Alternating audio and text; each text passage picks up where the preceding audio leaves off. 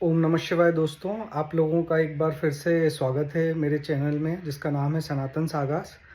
कृपा करके please like और सब्सक्राइब करें ताकि मैं जो भी वीडियोस बनाता हूं वो आप तक रेगुलरली पहुंचते रहें। आज वापस से एक नई कहानी लेकर आया हूं मैं आपके पास, और इस बार कहानी में भगवान शिव ही हैं। तो ये कहानी है भस्मासुर की। भस्मासुर एक राक्षस था। उसने घोर तपस्या करी। घोर तपस्या करने के बाद उसने भगवान शिव को प्रसन्न किया, और भगवान शिव को प्रसन्न करने के बाद उसने कुछ ऐसा वरदान मांगा जो कि बहुत बहुत अलग था। उसने बोला कि प्रभु, मुझे ये वरदान चाहिए कि मैं जिसके सर पर हाथ रख दूं वो तुरंत भस्म हो जाए और राख बन जाए। तो भगवान शिव ने उसे बोला कि ठीक है, तथास्तु। उसे वरदान मिल गया और चारों तरफ उसने पृथ्वी पे हाहाकार का माहौल मचा दिया। जिस तरफ जाता लोगों को पता चल जाता कि भस्मासुर आ गया है, भस्मासुर आ गया है, सब उसके पास से भाग जाते। कोई उसके पास आता ही नहीं। फिर वो स्वर्ग चला गया। स्वर्ग से भी सारे देवता उधर से भाग गए। देवराज इंद्र भी चले गए, सारे देवता चले गए उसके डर से।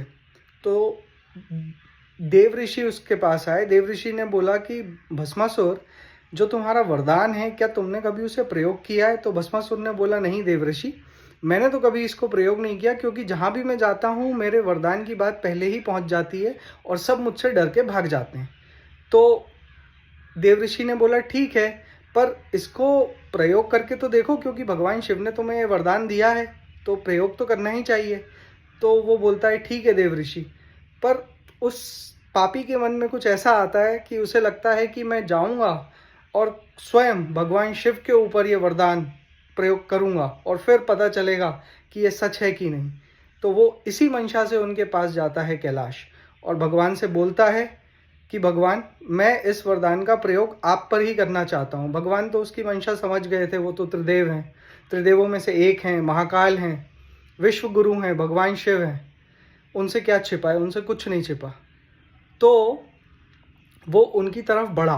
अब मैं आपको एक और विशेष बात बताता हूँ कि बहुत सारे लोगों को मैंने ये कहते हुए सुना है, बहुत सारे वीडियोस में या लोगों को बात करते हुए सुना है कि भगवान शिव उठ के भागे क्योंकि भस्मासुर आया। ऐसा बिल्कुल नहीं है। ये बात गलत है। कभी भी अपने इष्ट के बारे में ऐसी बात नहीं करना।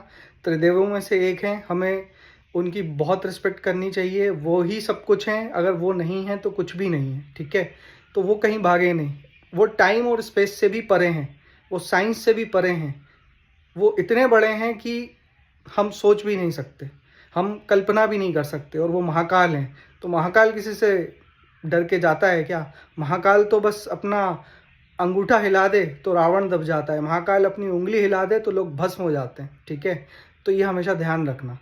तो जब वो टाइम और स्पेस के परे हैं तो वो उन्होंने क्या किया, टाइम को स्लो कर दिया। इतना स्लो कर दिया भस्मासुर के लिए कि भस्मासुर को लग तो रहा था कि वो उनके पास जा रहा है, बट वो आ नहीं पा रहा था और वो अपनी योग मुद्रा में ही बैठे हुए थे। अब आते हैं हमारे दूसरे त्रिदेवों में से दूसरे सबसे बड़े भगवान, भगवान विष्णु।